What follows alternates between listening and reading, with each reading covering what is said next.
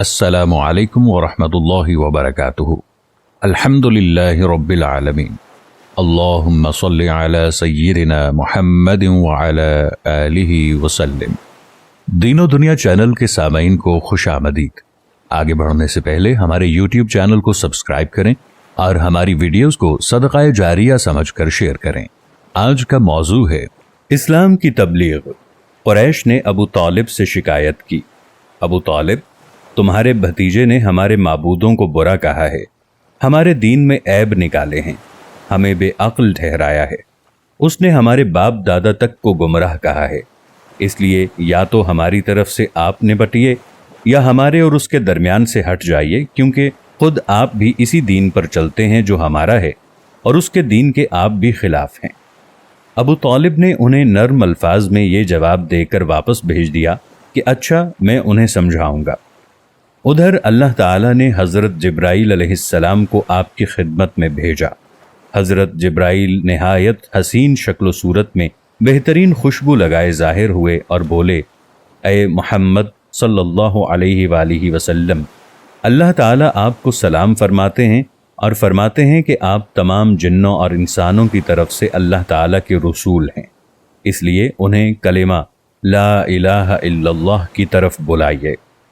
ये हुक्म मिलते ही आपने कुरैश को बराह रास्त तबलीग शुरू कर दी, और हालत उस वक्त ये थी कि काफिरों के पास पूरी ताकत थी और वो आपकी पैरवी करने के लिए हरगिज तैयार नहीं थे। कुफ्र और शिर्क उनके दिलों में बसा हुआ था, बुतों की मोहब्बत उनके अंदर सरायत कर चुकी थी। उनके दिल इस शिर्क और गुमराही के सिवा कोई चीज़ भी कबूल करने पर आमादा नहीं थे। शिर्क की ये बीमारी लोगों में पूरी तरह समा चुकी थी। आप सल्लल्लाहु अलैहि वसल्लम की तबलीग का ये सिलसिला जब बहुत बढ़ गया तो कुरैश के दरमियान हर वक्त आप ही का जिक्र होने लगा। वो लोग एक दूसरे से बढ़ चढ़ कर आपसे दुश्मनी पर उतर आए, आपके कत्ल के मंसूबे बनाने लगे, यहाँ तक सोचने लगे कि आपका मुआशरती बायकॉट कर दिया जाए। लेकिन ये लोग पहले एक बार फिर अबू तालिब के पास गए और उनसे बोले, अबू तालिब, हमारे दरमियान आप बड़े काबिल, इज़्ज़तदार और बुलंद मर्तबा आदमी हैं। हमने आपसे दरख्वास्त की थी कि आप अपने भतीजे को रोकिए, मगर आपने कुछ नहीं किया। आप उन्हें समझा लें, वरना हम आपसे और उनसे उस वक्त तक मुकाबला करेंगे जब तक कि दोनों फरीक़ों में से एक ख़त्म ना हो जाए। कुरैश तो ये कहकर चले गए। अबू तालिब परेशान हो गए।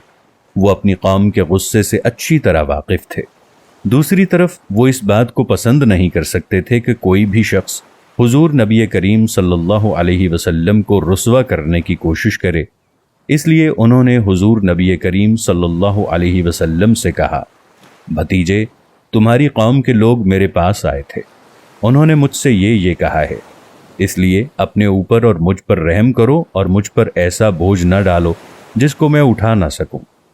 अबू तालिब की इस गुफ्तगू से नबी अकरम सल्लल्लाहु अलैहि वसल्लम ने ख्याल किया कि अब चचा उनका साथ छोड़ रहे हैं, वो भी अब आपकी मदद नहीं करना चाहते, आपकी हिफाजत से हाथ उठा रहे हैं।